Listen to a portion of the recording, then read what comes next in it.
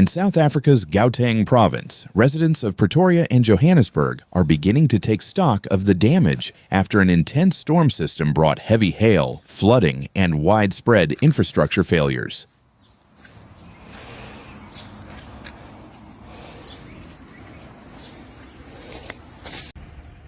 What began as an early morning weather disturbance quickly escalated into a severe event that left communities shaken and emergency teams working around the clock. For many people in Pretoria, the morning felt almost surreal. As they stepped outside, they found their neighborhoods blanketed in thick layers of ice, resembling a winter landscape rather than a typical day in early summer. The hailstorm had swept through in the early hours, dropping large and forceful hailstones that battered rooftops, vehicles, and anything left exposed. Across both cities, reports of damage began to pour in. Carports collapsed under the weight of hail. Roofs were punctured or torn apart. Streets flooded as drainage systems became overwhelmed or blocked by ice and debris. And in some communities, roads were completely impassable. In East Johannesburg and West Pretoria, residents described the storm as one of the most intense they had seen in years.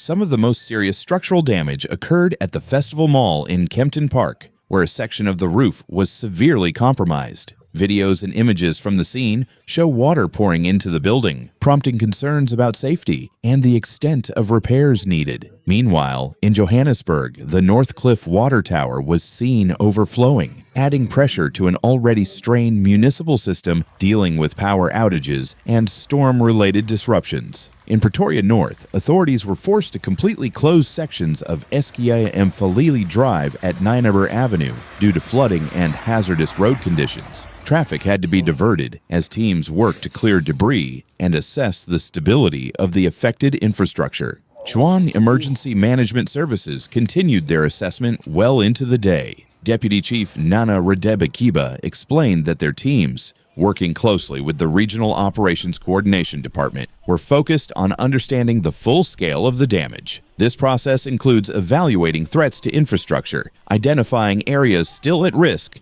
and clearing roadways so essential services can resume. She emphasized that restoring accessibility is a top priority, along with ensuring public safety as weakened structures, standing water, and unstable debris continue to pose dangers. But beyond infrastructure, the storm also brought serious challenges for vulnerable community members. In Montana, the Sinoville Firefighting Association responded to distress calls from the Montana Retirement Village, which was heavily impacted by the hail and flooding. Spokesperson Zenobia Look described scenes of water rushing through parts of the facility, in some areas rising above knee height. Several elderly patients had to be relocated as a precaution, as parts of the ceiling began to sag from water damage.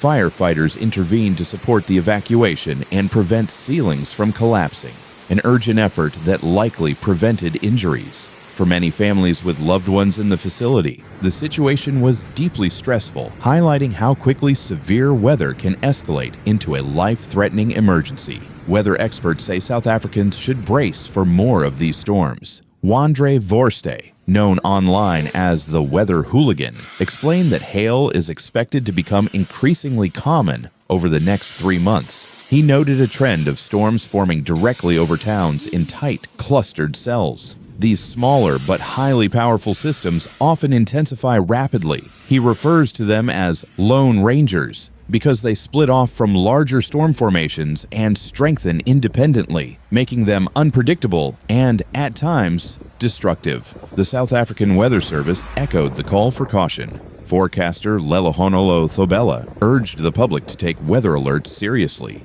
Yesterday's storm, he said, is a clear example of how quickly conditions can deteriorate once a thunderstorm begins to intensify. Even when warnings feel routine, the potential for sudden escalation remains high, especially during the storm-prone months ahead. As cleanup efforts continue, communities in Pretoria and Johannesburg are coming together, checking on neighbors, clearing damaged areas, and supporting recovery teams. While the storm caused significant damage, the response has shown resilience and cooperation across the affected areas. For now, authorities are urging residents to stay alert, follow official weather updates, and report hazards as teams work to restore normalcy. Severe weather may be on the rise, but with preparedness and timely action, the risks can be better managed. Thank you for watching.